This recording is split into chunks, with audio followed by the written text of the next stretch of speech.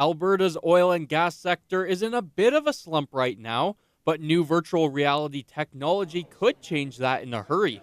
Some students and scientists from the University of Calgary have created software to enhance the oil extracting process. The VR technology will allow companies to be able to extract petroleum inside reservoirs at a more cost-efficient and eco-friendly rate by reducing the wait time for companies to start drilling and limiting carbon emissions. In this method, the heat is generated in the reservoir, so this carbon dioxide will be sequestrated in the reservoir and will not produced to the atmosphere. The new method could cut preparation time for projects from months to potentially just days or even hours. So what does this mean for Alberta's slumping oil sands? Nexen Energy's technology senior advisor, Tom Harding, says the VR is a huge step forward for the oil and gas industry. It'll create jobs. Like right now, we're not doing a lot of new projects in the oil sands because the oil price is too low to justify it.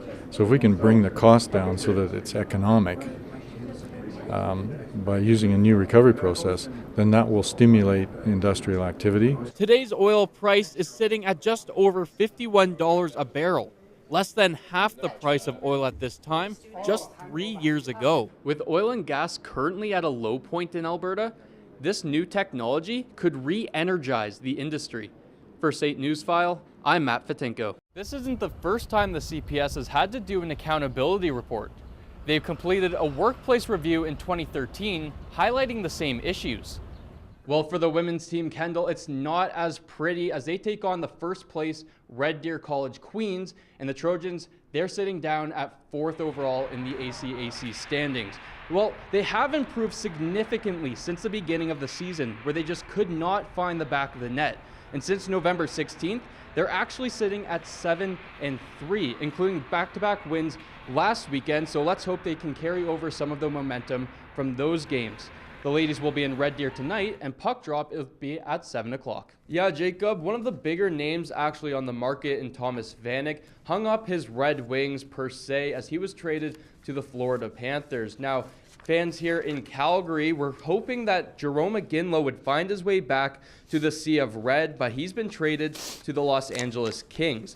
In the last minutes of the trade deadline, the Flames were able to make a deal, acquiring former first-round pick Curtis Lazar and Mike Koska for Jyrki Jokipaka and a 2017 second-round pick. Matt, where do you think Curtis Lazar is going to fit in this Calgary system? Well, he's a speedy winger, so I wouldn't be surprised to see him on a line with Sean Monahan and Johnny Gaudreau right away, but he is a natural center, so it does give the Flames a lot of flexibility. The Alberta College of Social Workers have brought experts from all over the world for a pre-conference workshop on disaster recovery.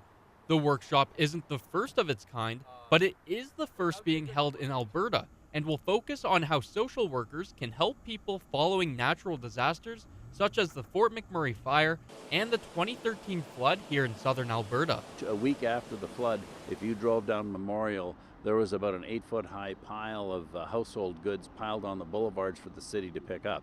It was actually pretty sad to watch. Floods are one of the most destructive forces among all disasters, making it critical for social workers to know how to handle situations as effectively as possible. The floods, the devastation is in a larger scale. So the point I would like to make here is that we need to reach out to all the communities. Between the Calgary flood in 2013 to last year's Fort McMurray fires, it's more important now than ever for Alberta social workers to know what to do in case of a natural disaster. After the workshop, the events coordinator, Julie Drolet, hopes social workers can really take charge in times of need. Because social workers are on the front lines. They're working with individuals and families before disasters take place, and they're also very involved in the delivery and services or programs after an event takes place. The main message delivered was to find a way to include social workers in the rehabilitation process as much as possible to let them assist individuals and families during their times of need. For State Newsfile, I'm Matt Fetinko.